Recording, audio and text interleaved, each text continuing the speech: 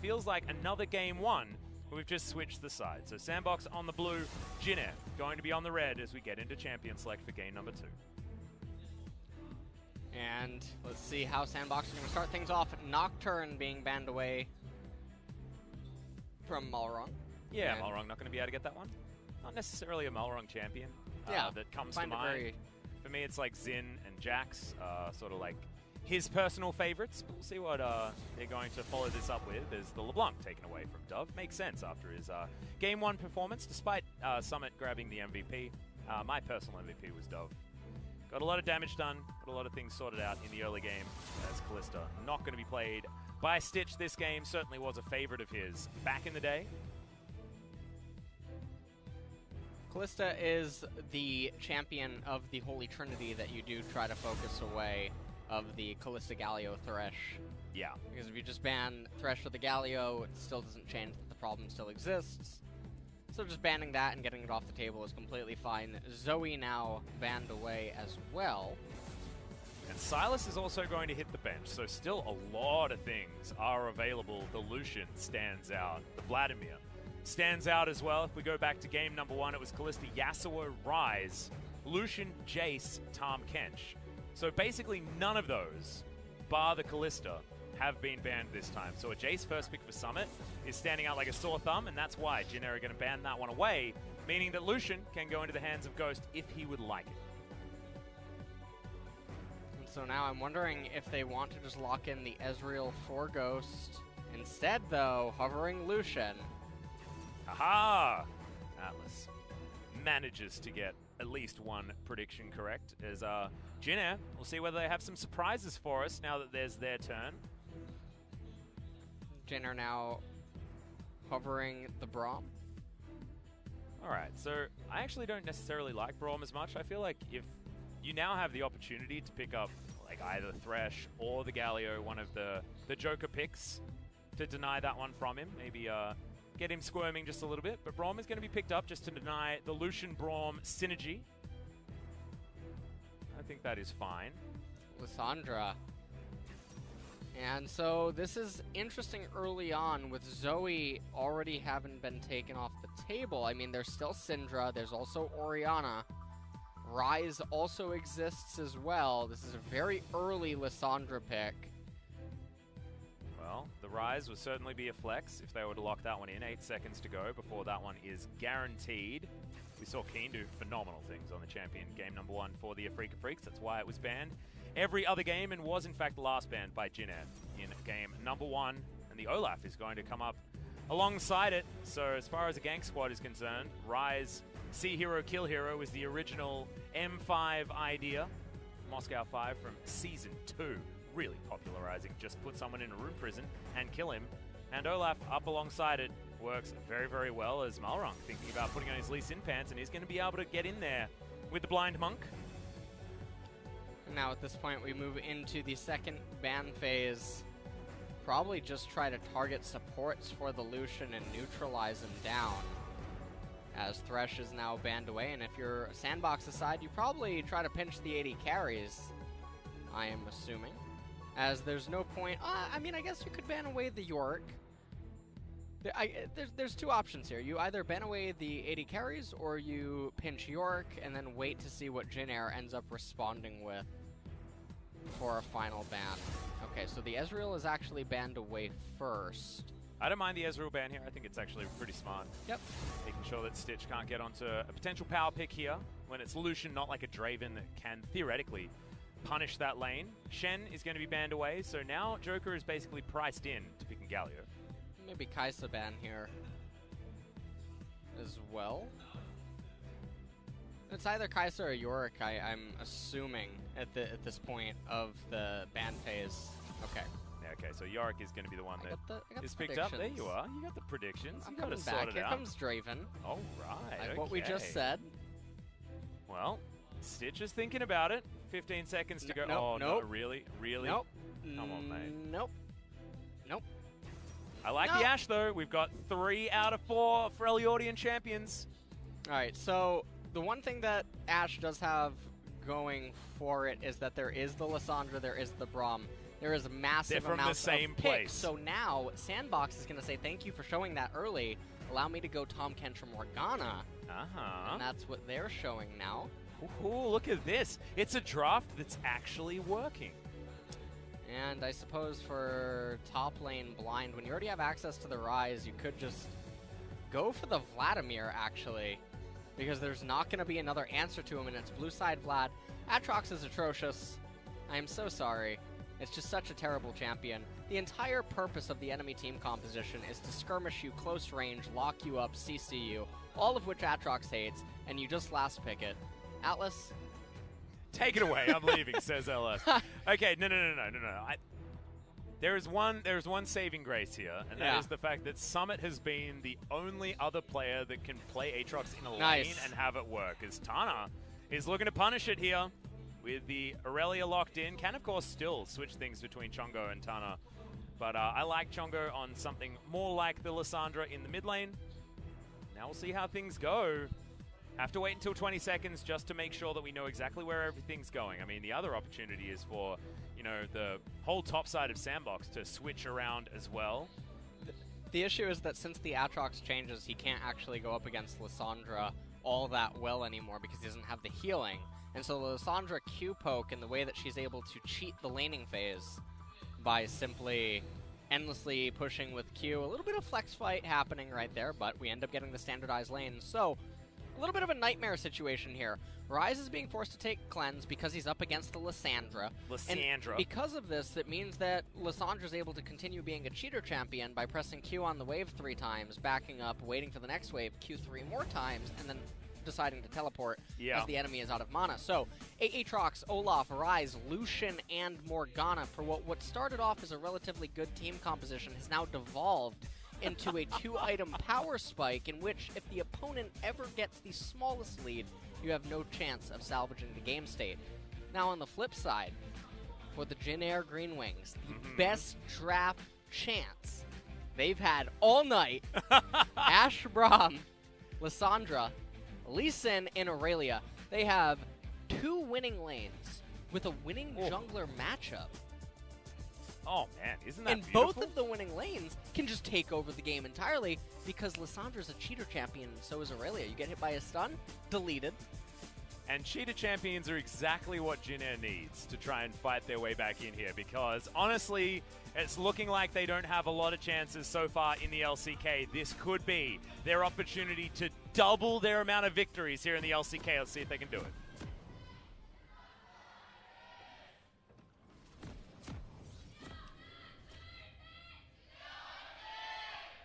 The crowd knows. Yeah, they certainly they know. They're like, if we're not going to do it here, we're not going to do it at all.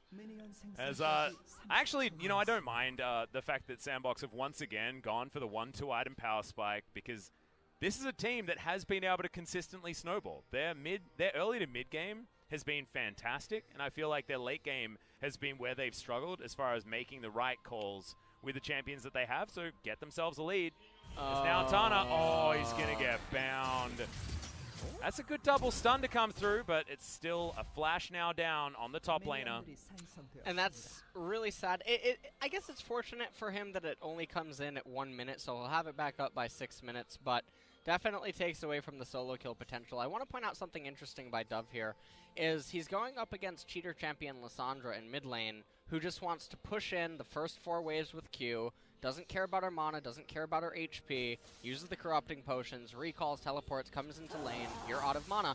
And Dove elected to try to combat this with a Dark Seal and a refillable potion, which, Atlas, let me fill you in. Fill me in, please.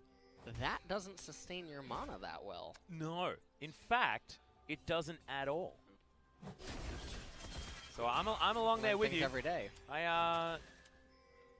a little bit perplexing. We'll see whether it works.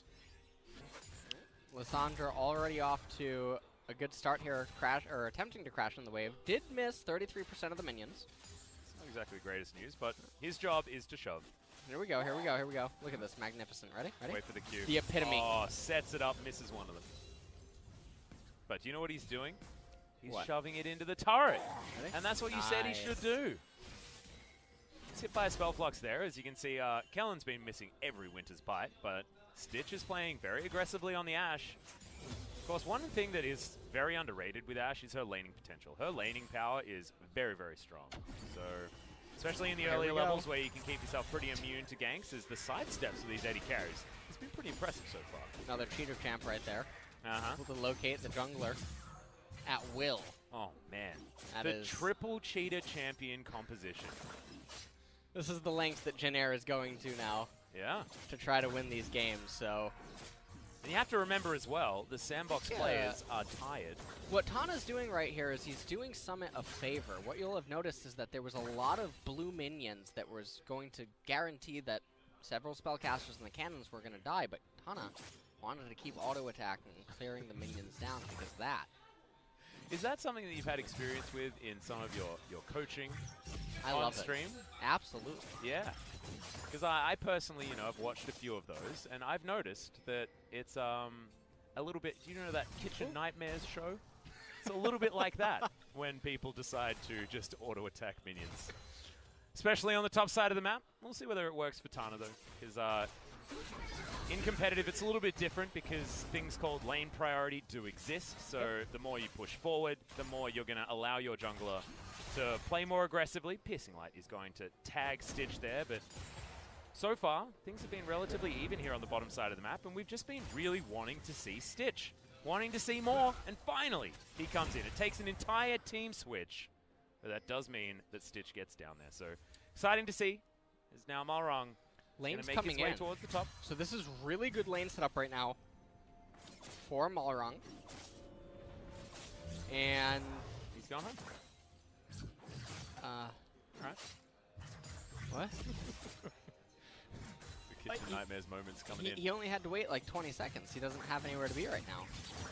Well, Infernal Chain's going to get broken there, as at least the passive is going to get a decent trade. Darkened Blade working out there for him.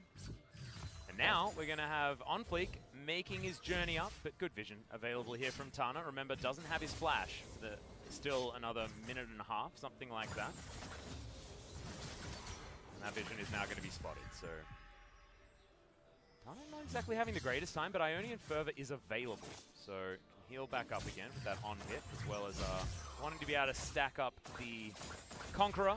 Summit decided not to take. He's, of course, got the Grasp of the Undying. And interestingly enough, Chungo did not utilize the teleport early on, did not try to attack Ryze's mana pool, and instead we will be having a reset even mid lane. So much for that. Yeah. So the cheating didn't happen. I'm okay with that. that. Flash from Summit to dive on top of Tana. They know that he ain't going anywhere. First Blood goes over to the Olaf.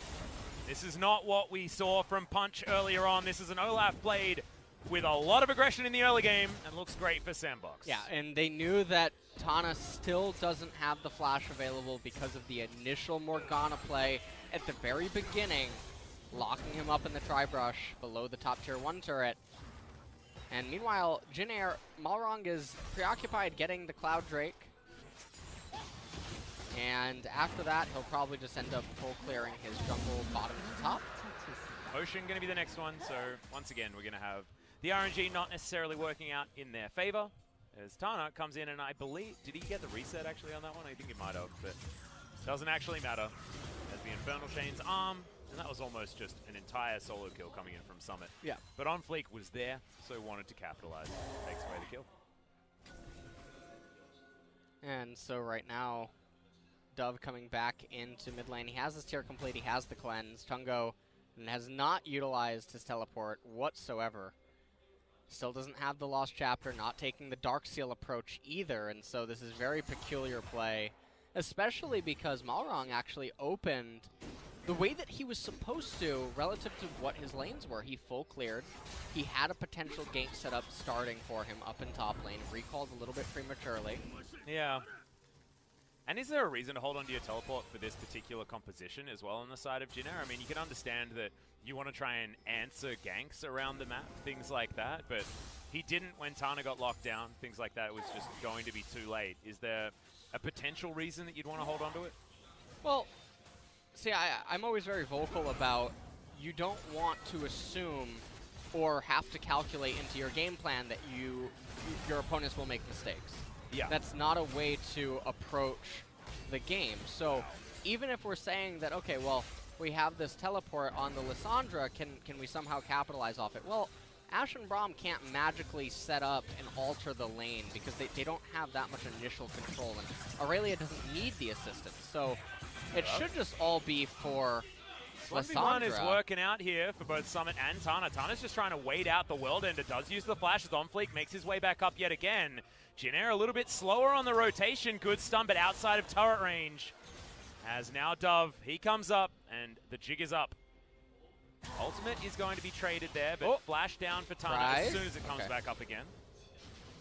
Looks like almost Rise was going to be able to potentially steal that away. Now Tana does have teleport. Visual bug, I think. Okay. Yeah, it's not quite coming in just yet. All right, good top laner sense there from Tana. Moves himself back under the turret. Malrang now waiting for OnFleek. OnFleek does have his ultimate available, but if he ends up using it, I do believe that the Blast Cone doesn't do anything. Yeah, and vision available here as he walks on over. Malrang, I believe, may have actually shown himself there. As you can see, Summit's going to move on over. Face checks. Doesn't have the ult, remember, as Chongo is going to be able to move up, but Realm Warp is going to be there.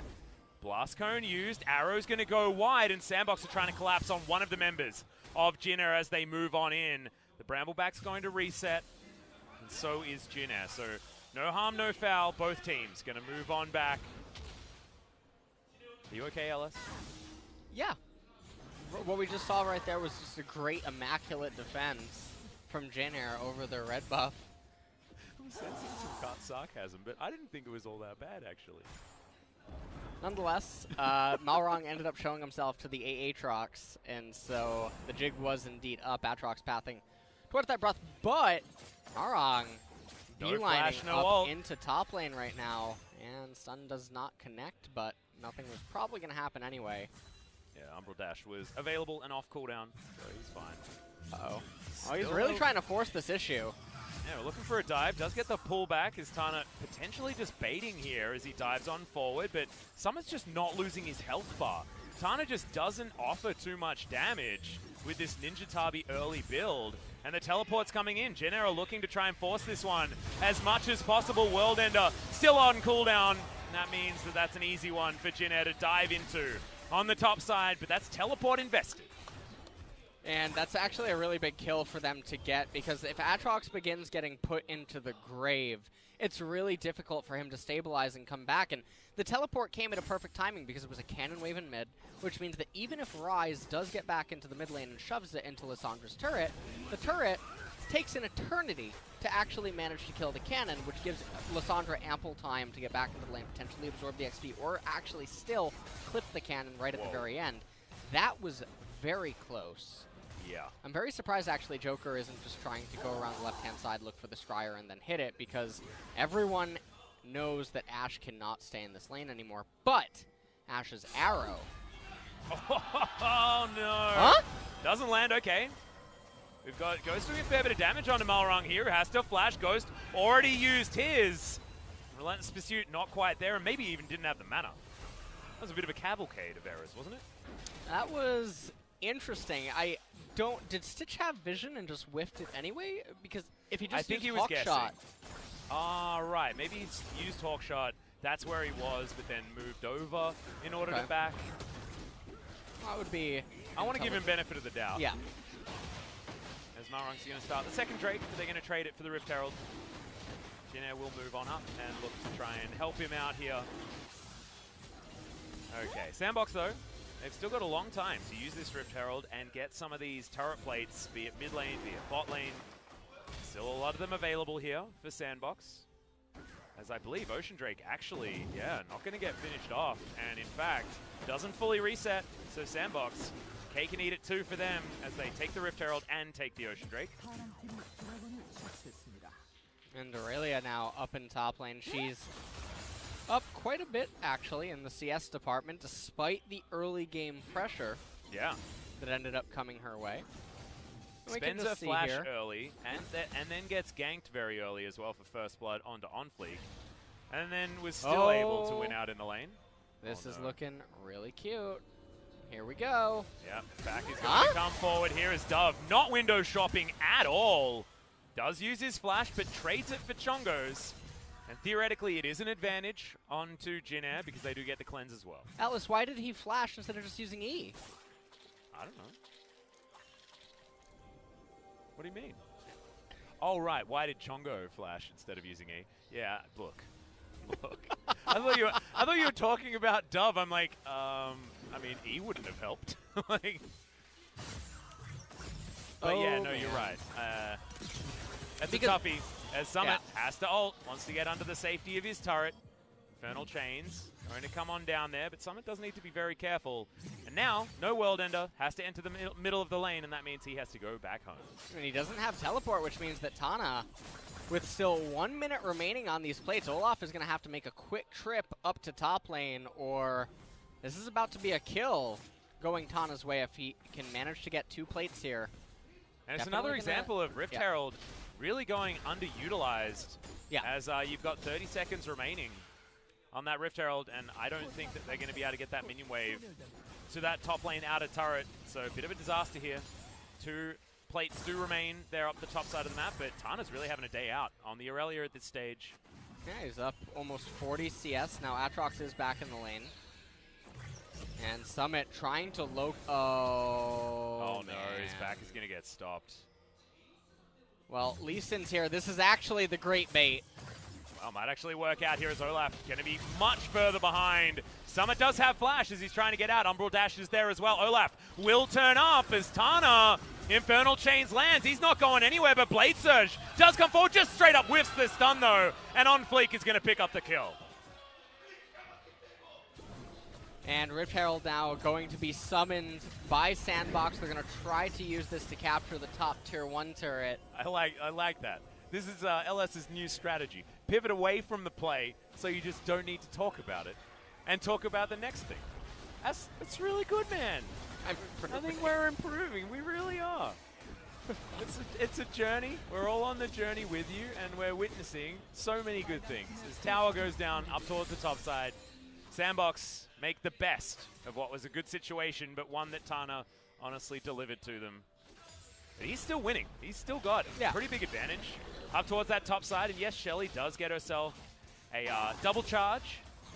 But otherwise, it's not lights out here for Jin Air by any means. And they're not even 1,000 gold behind.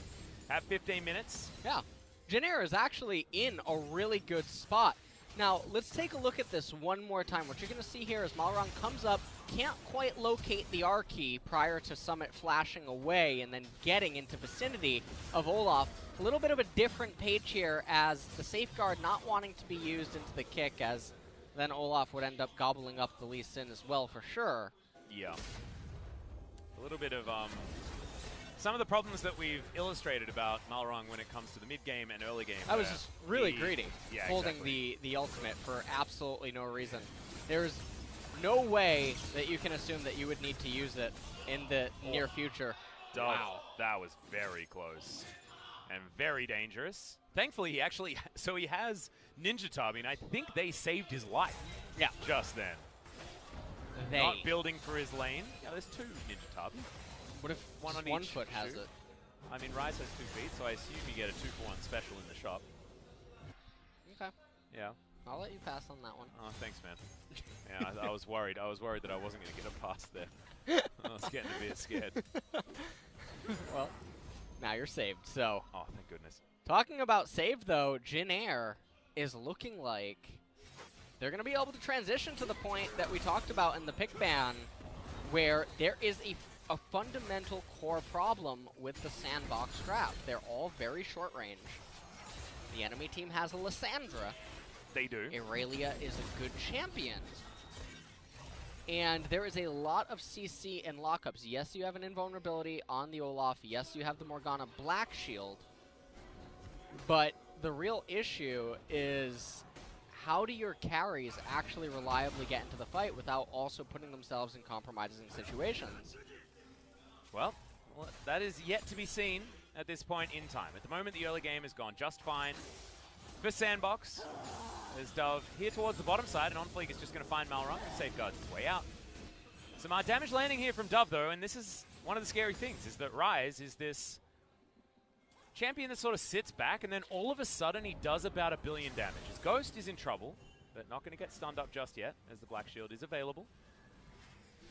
Fleet comes on in, and you've got bottom lane just transitioning towards the mid lane, just keeping things in order, much as you would see in many of the other games. This tower still getting attacked up towards the top side of the map as well from Tana. Infernal Chains do come in there, but at least a lot of that damage is mitigated. It's not that Infernal Chains necessarily does a lot of damage, though. And Ocean Drake has now spawned. Ocean Drake definitely not the biggest priority for either of these teams, though. Wow, Ghost actually just got tagged by almost everything just there as Tana is going to make first rotation. Chongo in trouble, though, and they need Alessandra. The arrow is just going to go straight up wide, but why were you throwing it at a Morgana or at an Olaf? Odd decision coming in here. Alice, he wasn't throwing it at either. He was trying to join the New England Patriots. Ah, so right, that's okay. That was going on definitely a field goal. I'll give that one to you. Now, as a Aussie Rules football enthusiast, I'm all about getting it between the posts, you know, because that's what you got to do in that game. Oh, what is football called in Australia? Football. Is it really? Yeah, we Just call like it American. footy. We call it footy, but that's because we're Australians and we like to make words as short as possible. Okay. If we can. Definitely not bad. Yep. What is so I actually don't know this. What is American football called in Europe? I think it's I think we call it American football. Really? Yeah. Oh, is that actually it? Yeah. Oh, yeah. Nailed it. I like how you said we. You're an imposter. You're not Australian. Actually, that's a good point. I mean, my heritage is theoretically English. Okay. A couple of generations back. No, but just a little bit. yeah. Maybe 800 years or so. Do you know Australia? Do you know how old Australia is? No, actually, I don't. 200 years old, dude. I'm from America. So Oh, right. Okay. Yeah. you gotta forgive me. Australia ain't been around. Probably can't even locate Australia on a map. You know. Yeah. So as far as the colonization is concerned, it has been only a few hundred years. Really? Couple of hundred years. Do you know that I believe the South Korean language is only 500 years old or something? It's like 600 years old. Really? It's one of the newest languages. Yeah. I don't think it's even that old. I think it's actually quite new. Yeah. I know it's one of the newest languages, but I think it was even earlier than. Or maybe the written. I'm not sure. Now you're making me insecure. I'm sorry. We'll do some research in between games 2 and 3. The written one was more late. We're getting confirmation from G-Sun, so thankfully someone actually knows. And so LS, you are right. No need to be self-conscious. You were correct, of course. Right. We'll have to get exact numbers there. We'll get the stats team on it. We're in the lull state right now, so yeah. Just feel free to lean back. 450 years old. See? I was pretty close. You were pretty close, but I was still correct, so we're both right. All right. Isn't that perfect? Perfect synergy. Aw, thanks, G-Sun. If you lied about that just to help our egos, then I really appreciate it. Have you seen the new Pokemon games? I have. Sword and Shield? I'm pretty excited. I wish that they went a different direction with the starters. Every single time, it's water, fire, grass. Right? Yeah, yeah. Why can't they mix it up once? Can you give me a Psychic, Dark, and Lightning or something, you know? Why does it always have to be water, fire, grass? Because it has to be, so you need to have elements that then sort of rock, paper, scissors each other, right? So you'll need to find another set of those elements.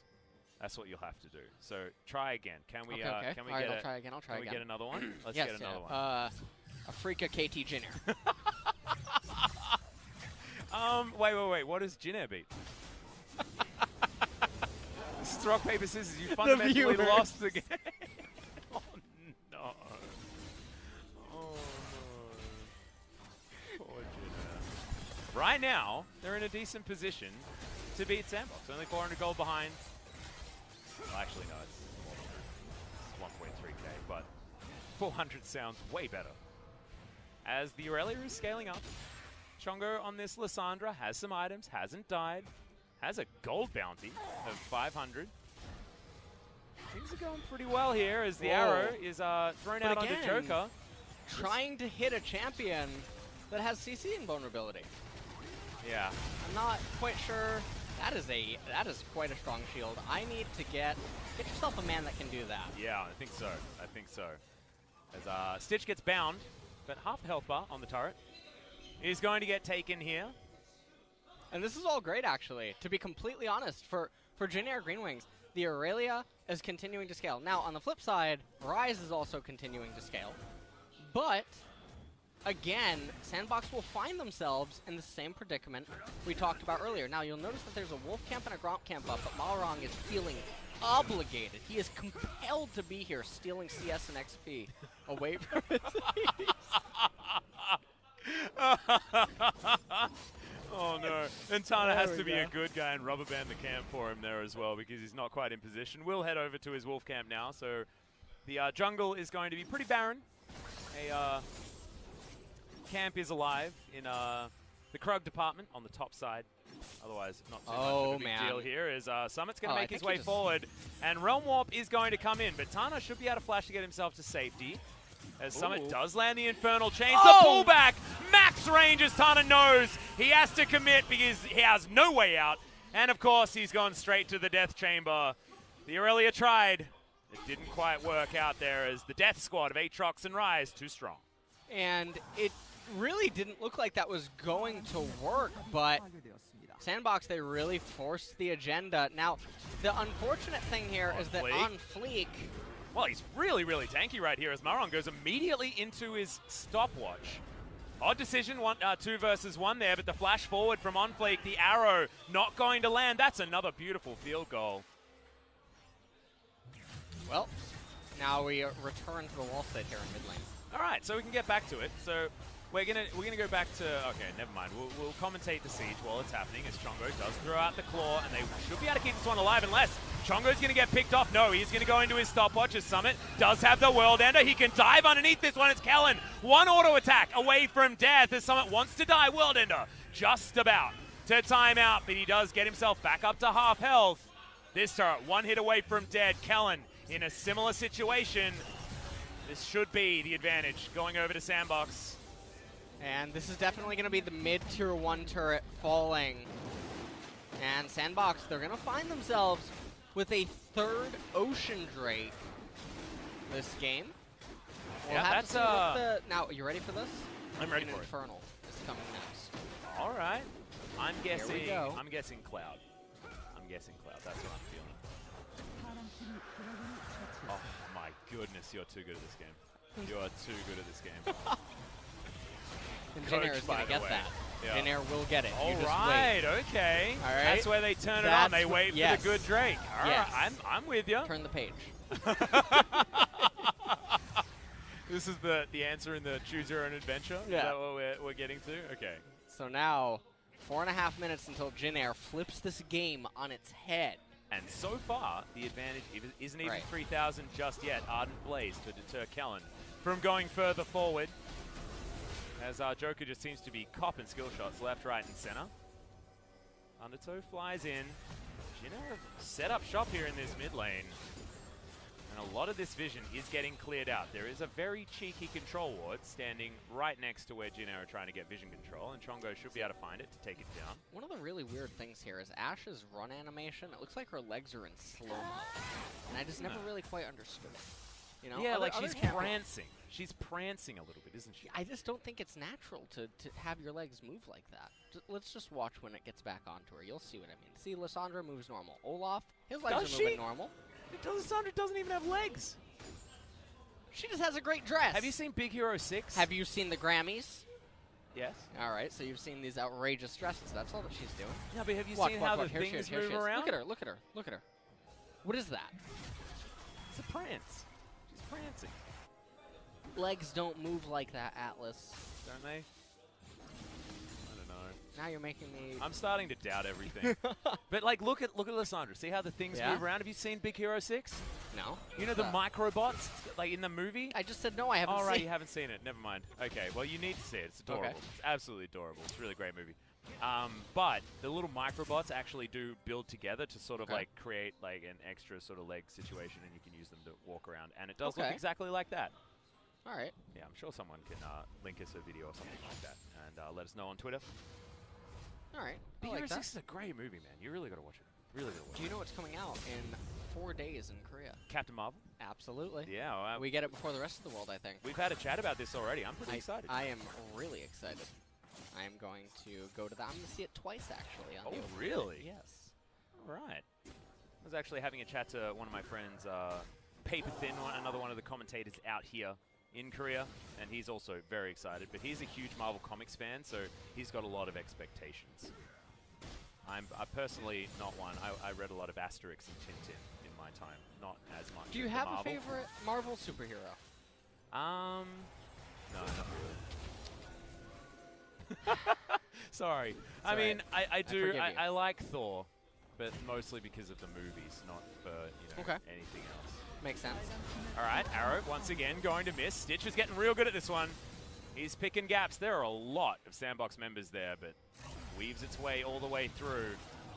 Tana might be caught out here in transition. Doesn't land his stun. Umbral Dash is, of course, very, very short. And SANDBOX just get themselves in a better position to try and get the siege happening on this inner turret. Teleport coming in. Yeah, they're looking for it. Inner turret does go down, but can they win this fight as Jin Air? They throw out the ultimate. The Vanguard's Edge is in the back line. As now Tana's diving forward. Chongo very low on health, though, and the World Ender is all they're able to get. Tana trying to run for the hills, but SANDBOX, they lose no one in that sandwich. Yeah, they lost absolutely no one. And one of the main problems here is that Stitch didn't have his ultimate. So while this fight was going on, the Enchanted Crystal Arrow not being available wasn't able to follow up on that engage after the Black Shield was down. Yeah. And this is completely fine because 59 seconds, SANDBOX will take the fight. Well, at the moment, 29 minutes, as the Baron has been alive for 9 minutes on this map. Triple Ocean, they might try to cheese the Baron. Well, I mean, remember where their health bars were at earlier on. They are now basically full. So these triple oceans are doing some work. Remember, if you stack any Drake to 3, it's good in some way. Because you've either got incredible movement speed with the Cloud, but first let's have a look at this fight and see we take a look at this, and Ashe, you can just see Ashe is not doing any damage whatsoever. She can't reliably get in here because none of the members are able to reliably be CC'd. So Lissandra escapes barely by the skin of her teeth. But now, 13 seconds. Not sure if Vanguard's Edge is actually going to be available. This is it. Are you ready? I'm ready. What we have been waiting for. All right. Ashe has an Infinity Edge. That seems good. And the Infernal Drake is going to get taken by SANDBOX. Still waiting. Still waiting. Is this what we were waiting for? This is what we were waiting for. Right, okay, because they can trade it for their own red buff. Nailed. I said Infernal. I was just getting mixed up. Red Dragon, red buff. It's an understandable mistake. They're on the red team. They don't need a red dragon. They're already red. All right. Okay. Give it a second here. Finally, that control ward actually gets taken down as they have soul vision around this Baron area. Jin Air with 5 members up here. They're pushing towards the bottom side, but OnFleek spent a lot of time towards the bot lane. They've started this up. Vision is going to be there. SANDBOX. Joker is going to make his way in, but remember, Morgana, very, very squishy. Dove throwing in skill shots. The culling thrown straight into the Unbreakable. And now SANDBOX thinking about heading towards the Baron themselves. Ghost is just randomly getting shot by the dude. Okay, he's going to take about a third of his health bar. Baron is on Jin Air's team. Here we go. Oh, inside track into the inhibitor turret, though. Jin Air don't quite know where they are, as there we go. Realm Warp gets Dove over there. Chongo thinks that he's in a good position to flank. But is he? As the Dark Binding lands onto Kellen, Stitch finally gets through, but the damage has been done. Base broken for SANDBOX. And I don't know why Jin Air aren't pulling the trigger. They're doing the do-si-do. They're being ran around the map. Where's Chongo going? Looking for a flank, but that was thinking that SANDBOX were going to exit. As now Vanguard's Edge flies through. Tana trying to get this one. Already some very low health bars as Ghost has been taken down. Tana trades his life now as Stitch. Very, very low, but OnFleek on the back line finds himself alone. The Guardian Angel's going to pop. Chongo gets out with the claw. It's a 1-for-1 in the end, and it looks like SANDBOX still want to take it. Chongo can't get out. The Infernal Chains are going to land. Kellen also dead. SANDBOX will take an inhibitor off the back of it from what looked like a pretty decent Jin Air trade. And it looked like it was actually going to start off really good for Jin Air. I want to definitely see a replay of that fight to look at some other stuff that I guess I wasn't quite paying attention to at the different part of the screen, as Malrang now coming in here. The only hope for Jin Air to stay in this game is a Baron steal. Summit gonna go over the edge. Yeah, and Malrang, it's just the hunt down. This is to make sure that Malrang can't steal away that Baron. Like you say, that could be game ending, as they're just gonna two-man it all too easily between Dove and OnFleek.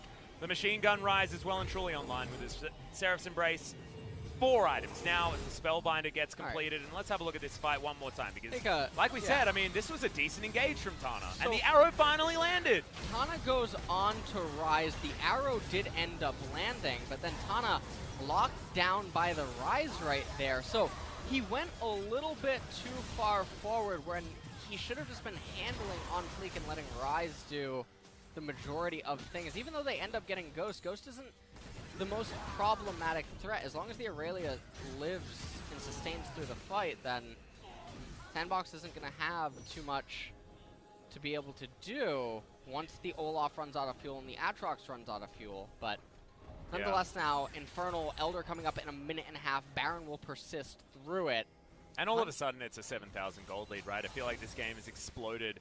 And this is what happens when you play scared. You can understand why Jin Air do it, because they haven't won a series. They've won one game. As far as morale is concerned, you can guarantee that it is in the toilet, as the Jin Air B squad just unable to get anything done. The decision-making just straight up too scared. And they're going to lose, most likely, this inhibitor turret unless they can make a coordinated play. They've tried. They've got buttons available. A few flashes are there, but you can see, look, Dove just standing on top of a siege minion.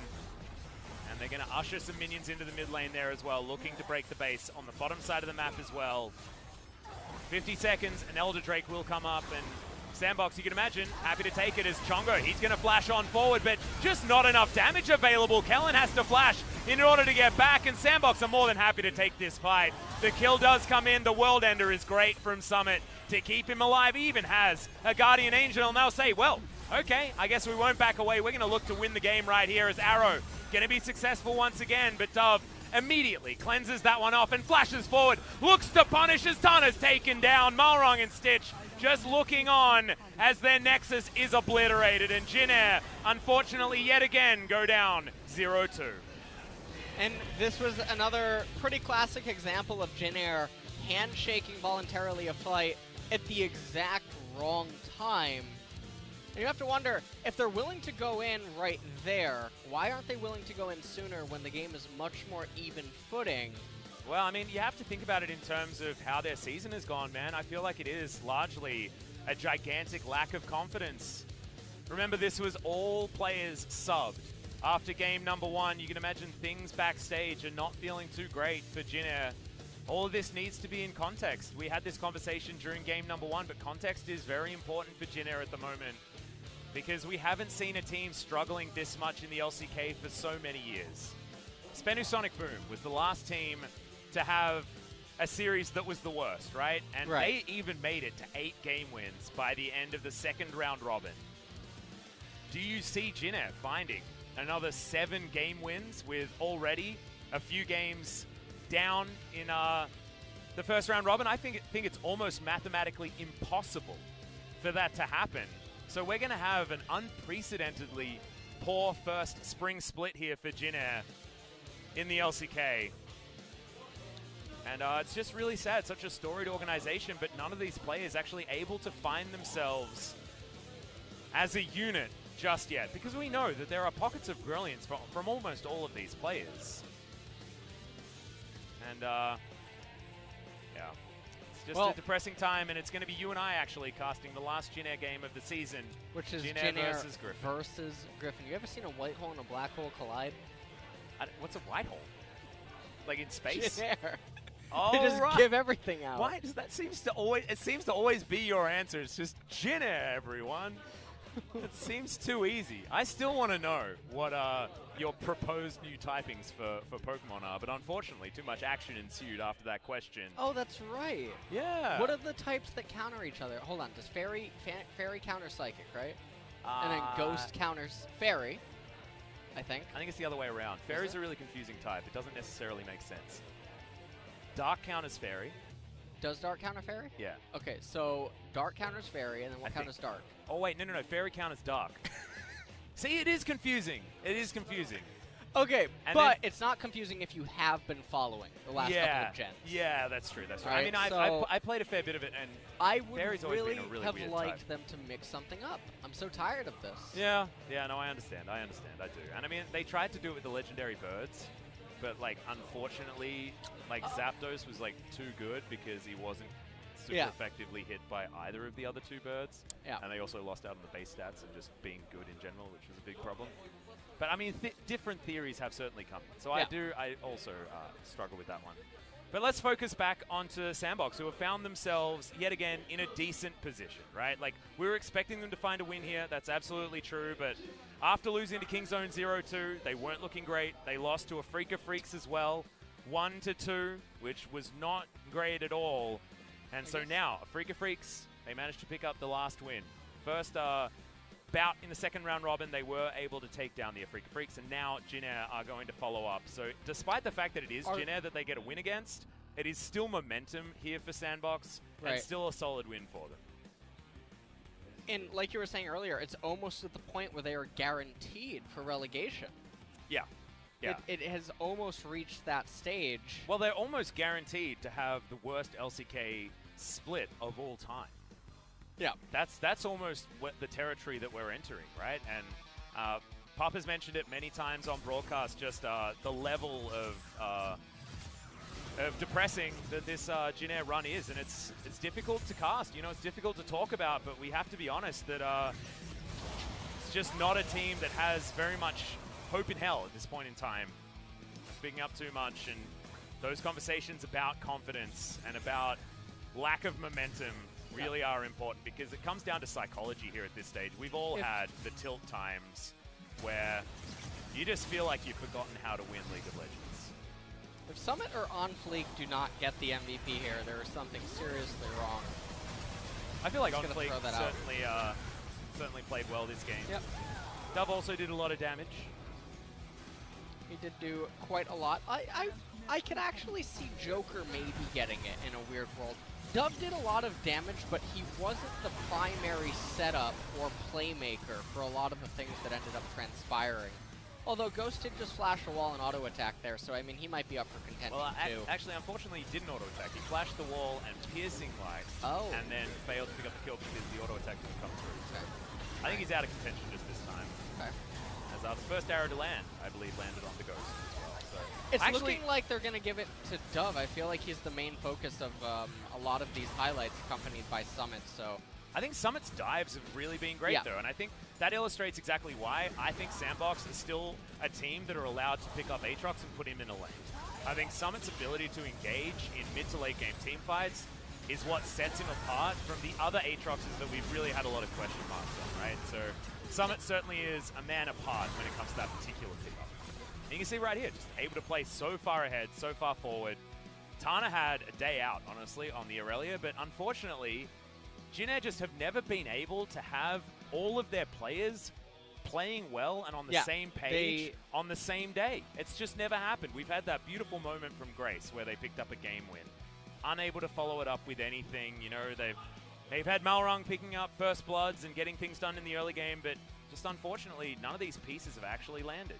And I'm always actually fascinated by how stuff like this can end up occurring, because you have to wonder what is being discussed during streams. What is the coaching approach at this point? How do you actually manage the mental fortitude of a team that is losing this badly this much? Well, I mean, that's the question, right? And it can be very difficult, as Dove is going to be able to pick up the MVP, so that is going to be LS correct once again.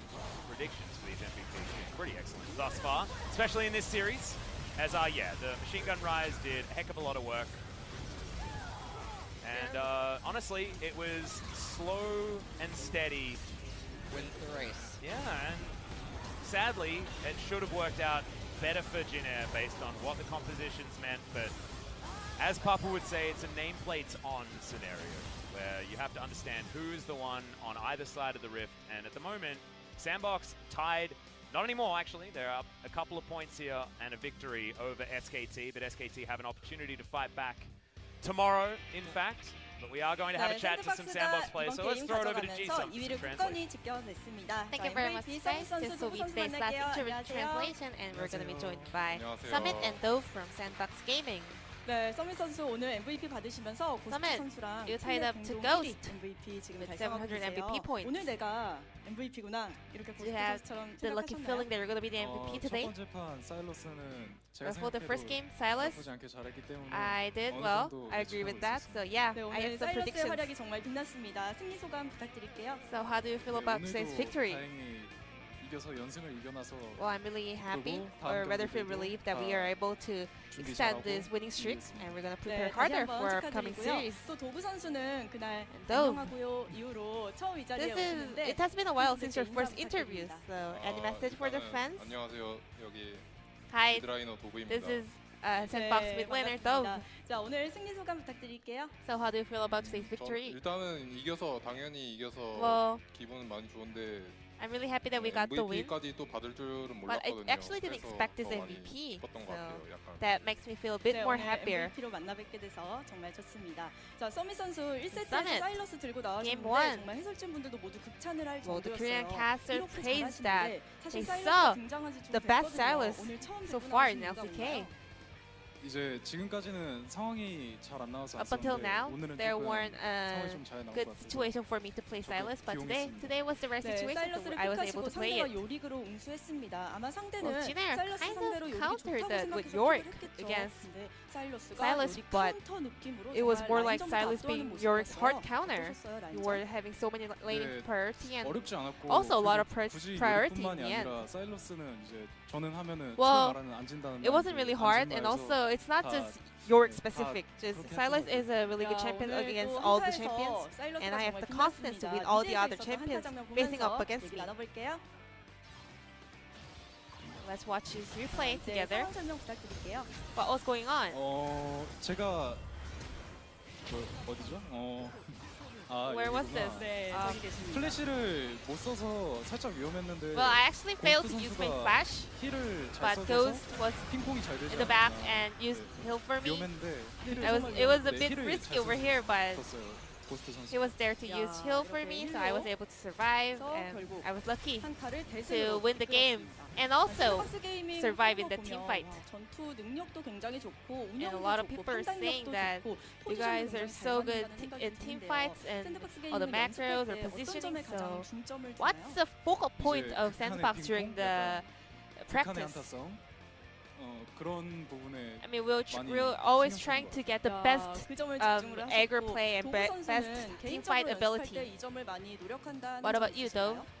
What's your focal point during the 저는 practice? 라인전 부분에서 For 좀 me, 많이 I 그냥 try my best 대부분 아니 during the 그러니까 laning phase 못하는 점이 많아가지고 because I have a 제가 lot of 라인전부터 다 rooms 차근차근 improved so 고쳐나가도록 far. 하고 So I'm trying 하지만 to 오늘 start with the 조이 laning phase. 르블랑 또 리산드라 라이즈는 라인전을 정말 잘 But today I think you had a 지켜내셨거든요. very 2세트 얘기를 good 두 laning 선수한테 phase 해볼게요. in both game 1 상대가 and 2. 5명 엔트리를 전면 교체했어요. Speaking of 아무래도 game 엔트리가 2, 바뀌면 뱀픽도 Jinair 바뀔 tried a 텐데 brand new 그렇게 entry 5명이 and 된 subbing 거 all 바뀌어서 5 좀 members. 당황하진 않으셨나요? Weren't you feel confused or 당황은 안 했는데 frustrated 이제 a little bit? 신경 쓰이는 점 하나가 이제 I wasn't really frustrated, but one thing I was concerned about was that Chungo is a very well-known Z player, so I was a bit aware of that.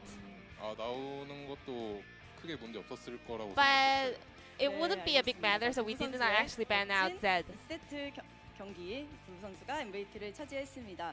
분석 데스크에서 라이즈가 딱 During the analyst 나오자마자 desk, 빗돌님이 아 이거 라이즈가 왕기하고 Victory 끝나겠네 뭐 said 이런 that 얘기를 Rise 하셨는데요. will be so 동의하시나요? fat and carry and close out the game. Do you agree? 게임하고 10분 정도 넘어갔을 때부터 그런 생각을 했던 것 같아요. Well, 제가 when it was 안주 like 10 minutes around the game, I wasn't dying, 또 템이 무난하게 뜨니까 and I had a lot of 네. items. I was 그런 scaled 생각을 enough, 했던 so I knew 네, that 두 I would 선수가 be 미드를 really 잘 performing 지켜주셨던 well 게 in 또 the late game and 승리로 will be able to close out the game. 처음에 이렐리아를 잡는 인베 장면이 있었습니다. 그때 There was 전멸했던 this 게 invade in the 결국 very 컵을 early 눌러줬는데 stage of 그 game. 장면은 누가 만들어낸 건가요? Whose call was that? 그거는 이제 제읍이 형 조커 선수가 It was 그냥 Joker's call. 즉흥적으로 그냥 상거리 있을 것 같지 않냐.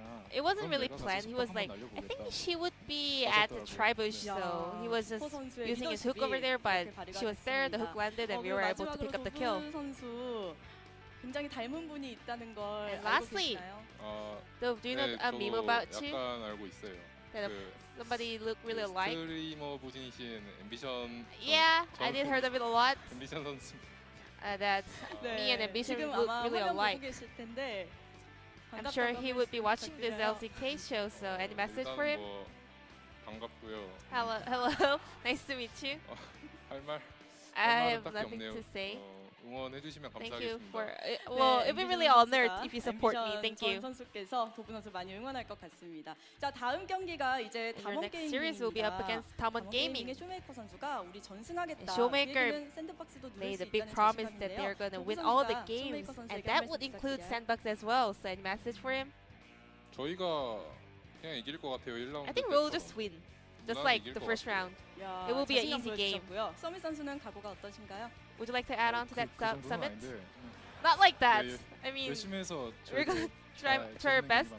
and 네, make sure to show 알겠습니다. great game to our 샌드박스 fans. 게이밍 다음 경기도 응원하도록 하겠습니다. 오늘 인터뷰 So this will 감사드립니다. wrap up today's series, and I'm gonna pass it back to our casters. 네, Thank 오늘의 you. MVP 서밋 Thank 선수 you very 도부 much, 선수 Ji-sun. 만나봤습니다. Great to 준비선 hear from 연결할게요. Dove and Summit. I feel like we don't actually catch up with Dove all that often. So glad to see that he managed to pick up an MVP and we actually got to hear from him here and feeling pretty confident up against Damwon Gaming, who I feel will be a very different opponent to that of Jin, which was a little bit of a sad one here today. Means that they are going to go down to -23, but I have a feeling when Griffin come back next week, that they should be able to equalize things here with Jin. Yeah, SK Telecom's fate are sealed now that Jin Air ended up losing yet again. Oh no. Can't break the balance, so Yep. There it is. unfortunately there. But SANDBOX do end up going into second place. Yeah, they pushed their way forward. They were in danger of slipping down to the territory of Damwon Gaming, would even things out, but up against Jin Air, it's not a game that you'd expect SANDBOX to lose, who have now solidified their spot in second. SKT can 2-0 their way to even footing with the SANDBOX squad yet again, but waiting for one of those to stumble when it comes to the battle of second place is actually really exciting to keep track of. Tomorrow, Speak of the Devil, Kingzone against SKT, a gigantic match is coming up second for you to round out the week. Genji versus Hummer Life Esports is another important one, as Hummer try and separate themselves from the bottom of the pack, currently sitting on 0 points. Really need to try and create some distance because they got to catch up to +6 in order to get to that fifth spot. So the wins need to start coming now, and Genji seems to be the first opponent that looks like one that's capable of being taken down. Yeah, and there's not that many matches left, so every single game really starts to count now. Yeah. And we'll have to see if Genji can really start to pick up the pace. That's exactly right. But guys, that's going to do it from us tonight. It'll be more Atlas and LS tomorrow, but for now, good night.